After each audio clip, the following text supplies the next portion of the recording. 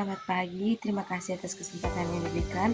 Pertama-tama, perkenalkan, nama saya Regina Alista Sarapil, kelas A5 semester 4. Di sini saya akan memenuhi tugas UTS, yaitu dengan memaparkan materi sesuai dengan kelompok, yaitu kelompok saya mengenai sistem perkemihan. Masuk pada poin yang pertama, yaitu definisi.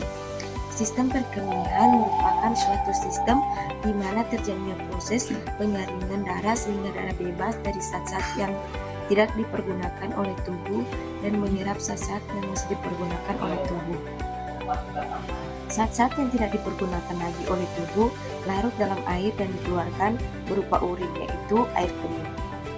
Kita masuk dalam anatomi sistem perkemihan, terdiri dari ginjal, ureter, kandung kemih, dan uretra. Masuk pada bagian yang pertama, yaitu ginjal. Letak ginjal di bagian belakang kafum abdominalis di area retroperitoneal dan setinggi vertebral lumbalis. Ciri-ciri berjumlah 2, bentuk seperti kacang, ginjal kiri lebih besar dari kanan.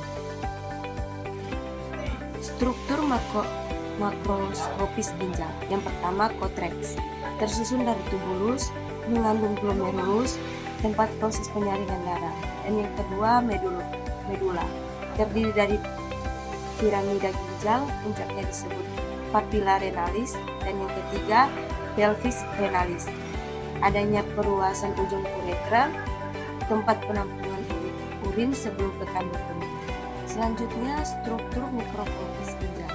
Unit fungsional ginjal adalah nefron, terdiri dari glomerulus, kapsula Bowman, tubulus contractus proximal atau TKP, lengkung Henle, dan tubulus contractus distal atau TKD. Bagian yang kedua yaitu ureter. Lapisan dinding ureter terdiri dari dinding luar jaringan mengikat atau jaringan fibrosa, lapisan tengah lapisan otot polos, lapisan dinding ureter. Menimbulkan gerakan-gerakan peritatif yang mendorong urin masuk ke dalam kandung kemih. Selanjutnya, kandung kemih. Vesika urinaria memiliki kemampuan untuk menyumbang dan mengukis yang terletak di bagian simfilis pubis dalam rongga panggul. Vesika urinaria berbentuk kerucut di mana dikelilingi oleh otot yang berhubungan dengan ligamentum. Kapasitas 400-600 mm. Lapisan peritoneum, muscularis, submukosa, dan mukosa. Selanjutnya ada uretra. Uretra biasa disebut sebagai saluran sempit yang memiliki pangkal pada vesika urinaria yang berfungsi menyalurkan air kemih keluar.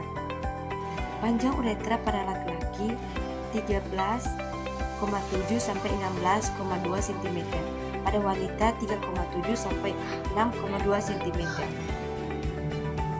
Selanjutnya kita masuk pada fisiologi sistem perkemihan.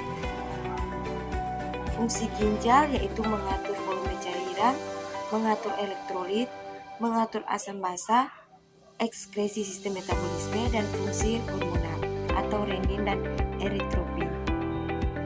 Yang kedua, B. Filtrasi glomerulus. Faktor yang mempengaruhi yang pertama tekanan osmotik, tekanan hidrostatik, perbedaan konsentrasi protein. Kapilar glomerulus bersifat semi-permeabel terhadap protein plasma yang lebih besar dan permeabel terhadap air serta larutan yang lebih mungil seperti elektrolit, asam amino, glukosa, serta residu nitrogen. Selanjutnya C. Pembentukan urin. Yang pertama filtrasi, yang kedua reabsorpsi, yang ketiga sekresi. Glomerulus berfungsi sebagai ultrafiltrasi pada simpai bawaan yang selanjutnya berfungsi menampung hasil filtrasi dari glomerulus. Di tubulus terjadi penyerapan kembali zat yang sering pada glomerulus. Residu akan diteruskan ke piala ginjal yang selanjutnya menuju ke uretra. Selanjutnya kita masuk pada biokimia sistem perkemihan. Yang pertama, produksi urin. Ada 100 13 sampai 141 liter darah disaring per hari. 0,9 sampai 1,9 liter urin dihasilkan. Kita masuk pada komposisi urin. 95% air, urea, kreatinin, elektrolit, pigmen, dan hormon. Selanjutnya ada sifat urin. 15.000 cc per 24 jam, warna kuning, bau khas, BJ 1.015 sampai 1.020, pH +6. Selanjutnya kita masuk pada gangguan sistem perkemihan. Yang pertama, sistis interstitial. Yang kedua, ISK. Yang ketiga, inkontinensi urin. Yang keempat, obstruksi saluran kemih. Yang kelima, sindrom nefrotik. Yang keenam, sindrom nefritik. Dan ketujuh, gagal ginjal.